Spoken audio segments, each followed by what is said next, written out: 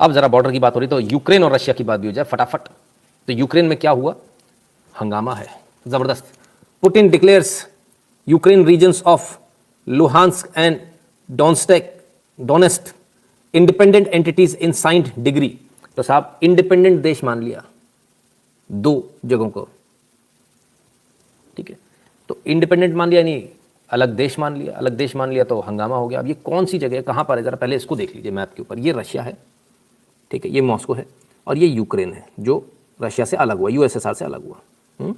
तो ये वो यूक्रेन के दो पार्ट हैं जिनको कि इन्होंने अलग देश मान लिया। अब इसके बाद हंगामा हुआ, यहाँ से हंगामा शुरू हो गया। अब है क्या मैटर, ये है कि भाई यहाँ पर जो रेबल्स हैं वो लड़ रहे हैं, ठीक है, और रेबल जो लड़ रहे हैं उसको लेकर रशिया उनको सपोर्ट कर रहा है। बल्कि ये कहा जा रहा है कि रशिया के सोल्जर ही लड़ रहे हैं, लेकिन रशिया इसको मना कर रहा है। पर असलियत यही कि रशियन सोल्जर्स ही लड़ रहे हैं। पहले ज़रा इसको देख लेते हैं, ये है कहाँ पर। ये रशिया है, ठीक है, और ये आप भारत यहाँ है, ये ऊपर चले रशिया, और यहाँ आ जाइए, ये यूक्रेन है, डोनेट्स्क ये यहाँ पर है, और ये जो दो पोर्शन है इस पर झगड़ा शुरू।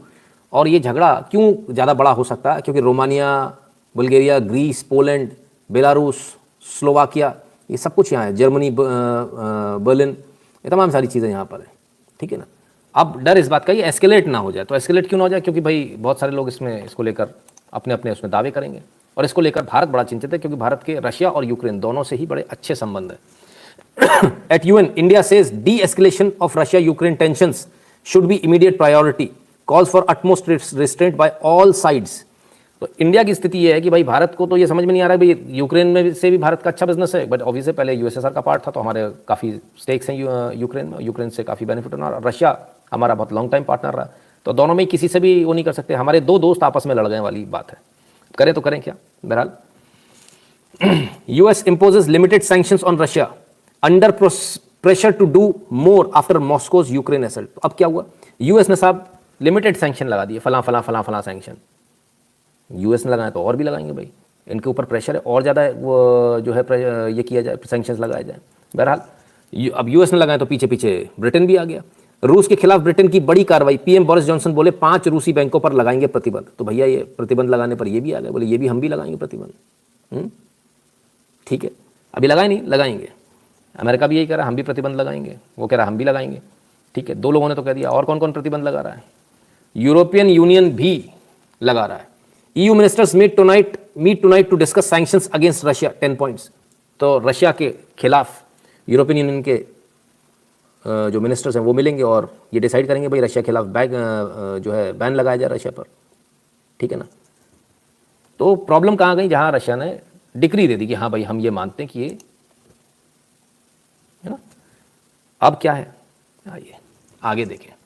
Russia Ukraine crisis, Ukraine piece agreement doesn't exist anymore says Russia's Putin. तो पुतिन ने जब ये जैसे ये कहा कि भाई जो एग्रीमेंट है, पीस एग्रीमेंट, वो अब एग्जिस्ट नहीं करता, इट इज़ ओवर, खेल खत्म हो गया। यूक्रेन ने गलती करी, ऐसा रशिया का मानना है, इसलिए नहीं होता। इसको लेकर जर्मनी में जो रशियन एम्बेसी है उसके बाहर लोग स्टॉप वॉर लेकर आ गए, वही जो 2-4-10 लोग होते हैं। लेकिन मज़े की बात यह है, तो ये चीज़ें चल रही। इसके अलावा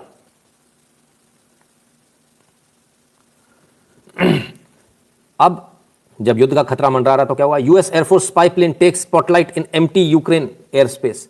तो साहब ये इनका जो स्पाई प्लेन है वो यूक्रेन में उड़ता हुआ दिखा, इसके बड़े हंगामे इसको लेकर भी हुए। तो अमेरिका मतलब सीधे सीधे रशिया से लड़ेगा, ऐसा होगा क्या, लड़ेगा तो क्या लड़ने दिया जाएगा। अमेरिकन तो कम से कम ये नहीं चाहते हैं।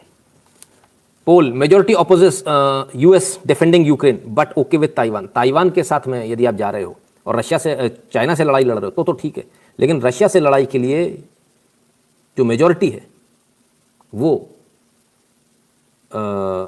Majority opposes US defending.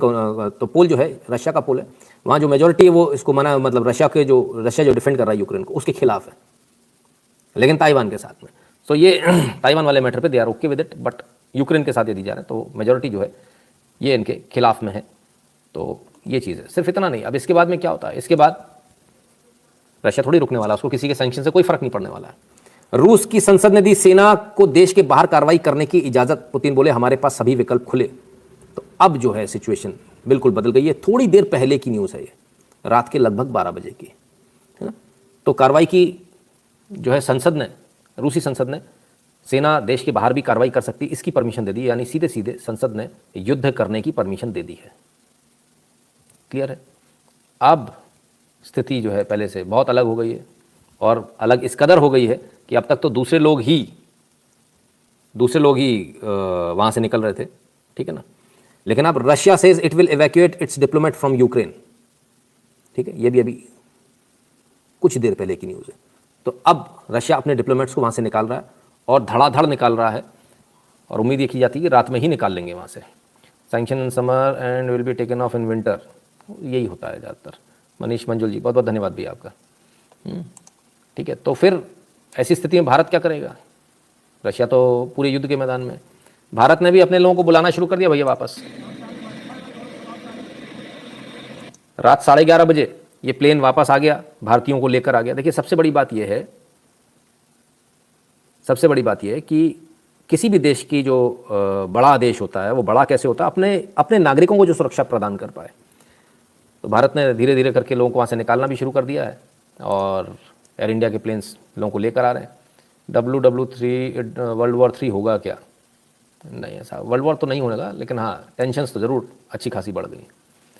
जब इतनी सारी बात हो रही तो लगे हाँ तो थोड़ी सी और बात हो जाए। और एक तस्वीर आई है, पहले इस तस्वीर को देखिए, फिर इस तस्वीर के बारे में बताते हैं। ये वो हैं जिन्होंने ऑर्गेनाइज कराया था फ्रीडम कॉन्वॉय, और कनाडा में अब इनको जमानत नहीं दी जा रही है। Canada is now denying bail to organiser of the freedom convoy, they are threatening her with 10 years in prison, wake up.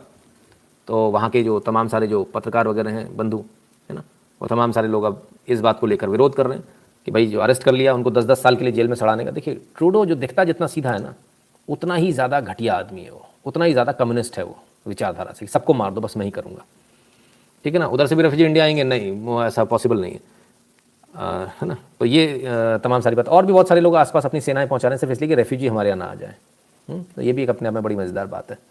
खैर, तो ज़रा लाइक कर दीजिएगा, वीडियो को शेयर कर दीजिएगा अपने मित्रों से, चैनल को सब्सक्राइब करने के लिए बोल दीजिएगा जिन्होंने अभी तक नहीं किया, और बगल वाली घंटी बजा लें, क्योंकि नोटिफिकेशन तभी आएगा जब घंटी बजी होगी बगल वाली, है ना। उसमें 2 एरो बनकर आ जाता है साइड में, और है ना, तो घंटी बजे का निशान दिखने लगता है, हाँ घंटी बज गई। इसके अलावा